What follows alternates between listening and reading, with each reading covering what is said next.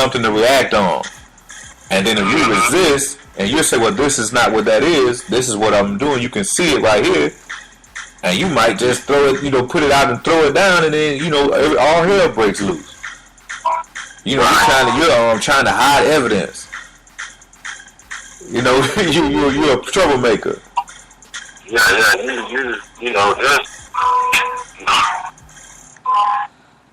that's, if anybody can't hear what my brother just was explaining to you, matches the description in the scriptures of this wicked people who God was talking about, that he titled under mischief makers in the shedding of innocent blood. You can't see the characteristics in their actions. And if you can't, that is what keep you behind enemy line. And like my brother just explained, I know when he was talking, if you ain't envision that, or see you driving in the car, and they pull you over, oh no, that's the first thing a brother say. Geez, you fall over, just like you said, you blow for one. So you're trying to restrain yourself, but now you're a coward as well. I'm sorry, I don't care how hard you is. You do. Because you know if you ride with something that is against the law, you damn sure going to become afraid. Why? Because your reactive mind sends you the signal that you know what you got to put you in jail. And your analytical mind tell you, you shouldn't have did that. I told you before you got in the car to leave that weed out the car. It's kind of loud. Now your reactive mind making you feel guilty and, like it was okay. That's, good and evil. And that's the inner Satan in yourself. Damn well if you got in your car smoking loud, it was going to be loud. So if you got pulled over in between of your puffs, well, you was asking to go to jail. But where he's trying to go at is, now you done tried to flick the damn roach. And they done shot up your car 86 times. You dead for flicking the roach because you knew better not to get in your car smoking weed, knowing you was going to ride and the police was hot. That's a justifiable homicide, according to them. And we're not saying that they're right in their actions, but this is the way they feel. Like you're saying, they're justified in their actions. They feel like that. Right. And then you, the victim, you turn out to be, the person that they're saying, oh, you were the aggressor. You came at them. You were trying to flee the scene. You flick something out the window. You're trying to flee the scene. But even if I am getting out my car to run, that means you shoot me in my back. 18 times or 15 times or whatever. It doesn't make sense. Right. It's bad because the thing that kills me the most, and that's why y'all be prepared for that. That real nigga is part 2. Because y'all, this ain't about just trying to point the finger at white people. We were made into devils by them. So now we are, promoting the characteristics of little devils ourselves. So we gon', we chastising all of us. We ain't talking about just, society. We talking about the niggliness within ourselves as well. Right. We gotta restrain that. Because our niggliness is what's got us killing each other. Who taught us that? Dick Tracy, Casablanca, Humphrey Bogart. We ain't know nothing about gang banging. They told us that when they made the TV. Okay, the Untouchable. We wanted to be like that. So we got guns too. By watching that psyche or psychopathic level of aggression from the producers in these movies that triggers your psyche to want to try it. You ain't thinking like this. because you don't know about the high science of spiritual wickedness.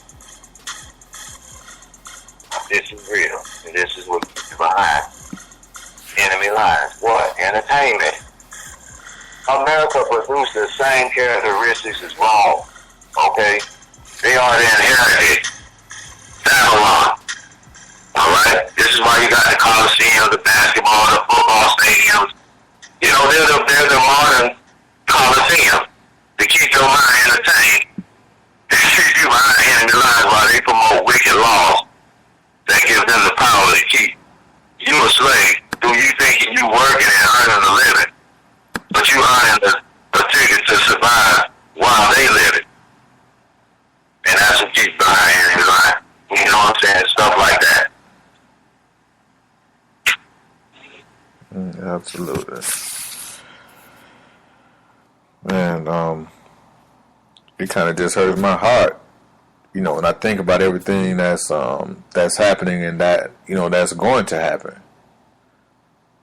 Right. You know, with the food and, you know, I was talking the other day how, you know, they control what we eat, you know, how we eat, you know, what we eat.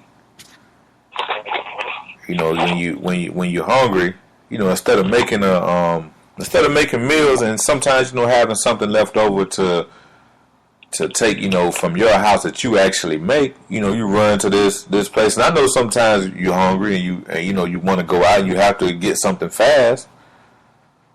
Right. But a lot of times I think people we're eating because we just see things. You know, it's like a kid, you know, a child.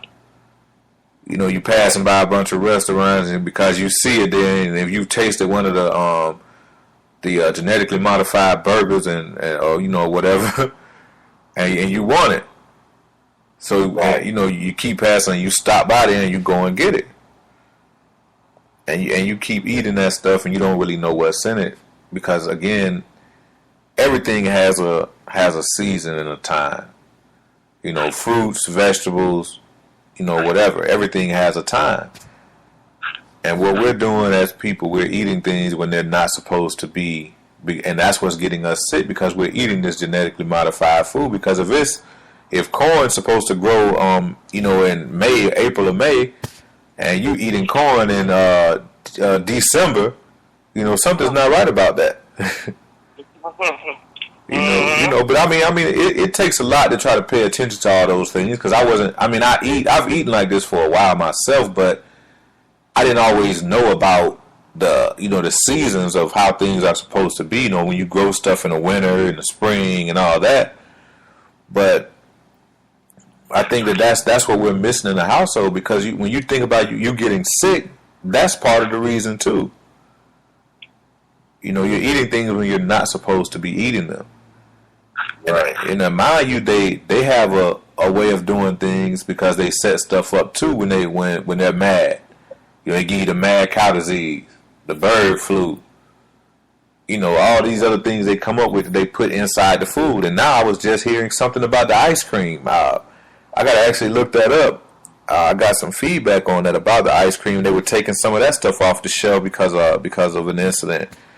I don't know if any of the audience out there is listening. If you're able to go online and check that out, you can always message me in the chat room if you're listening live, and send me a message and let me know what's going on with that because I haven't really been able to get the full info on that. Right. I don't know if you've heard anything about that about the ice cream that they've been pulling them off the shelves. Oh man. Yeah, so I don't know. I don't really know what the full thing is, but it's been, you know, every time it's something happening. So that's why I feel like you don't know what you're getting when you go into these places.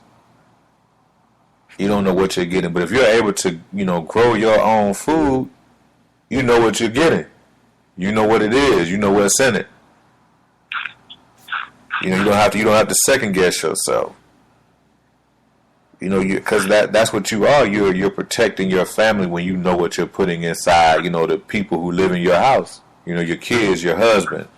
You know, your wife. If you know what you're giving them every day, you know, you don't have to be worried so much. I know I haven't been sick in years because of the way that I eat. And I thank Allah for that.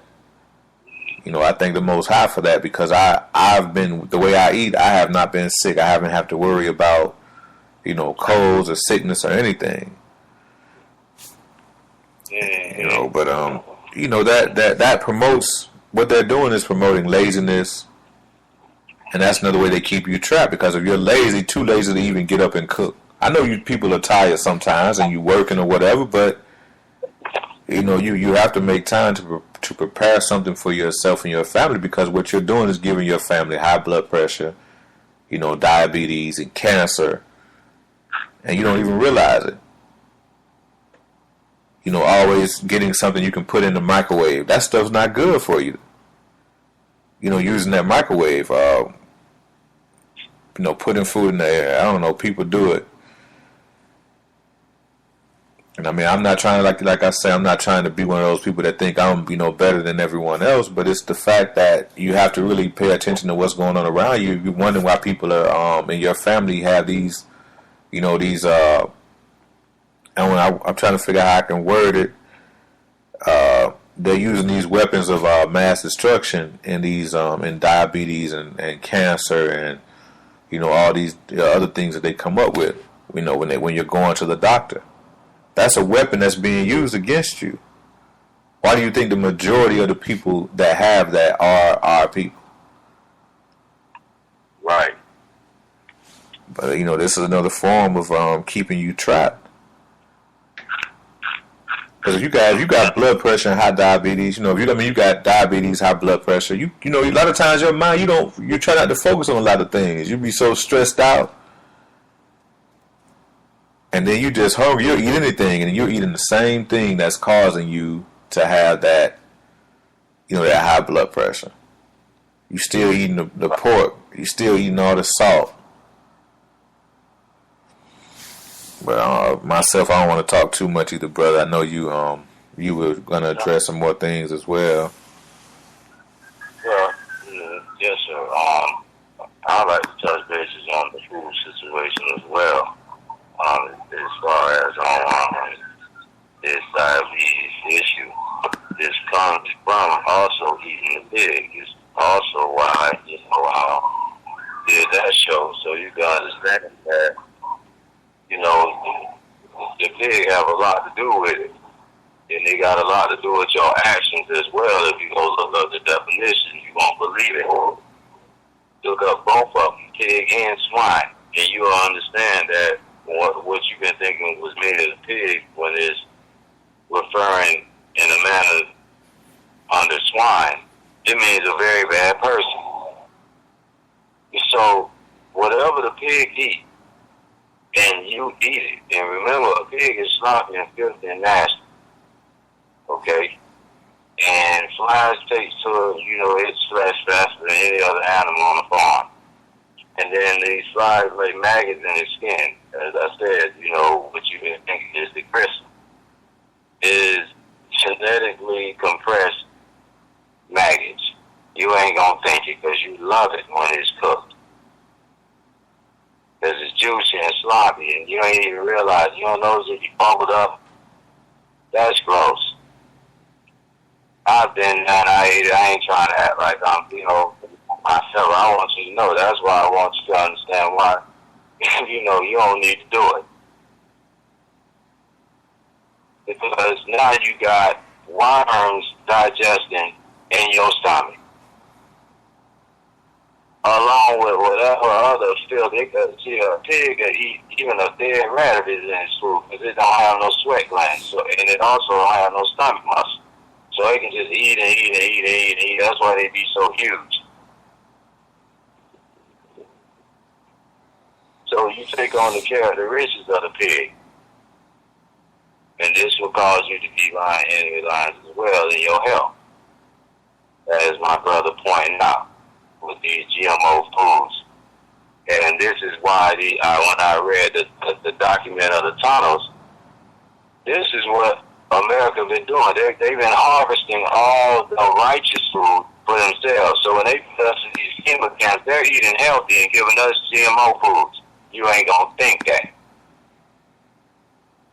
Well, look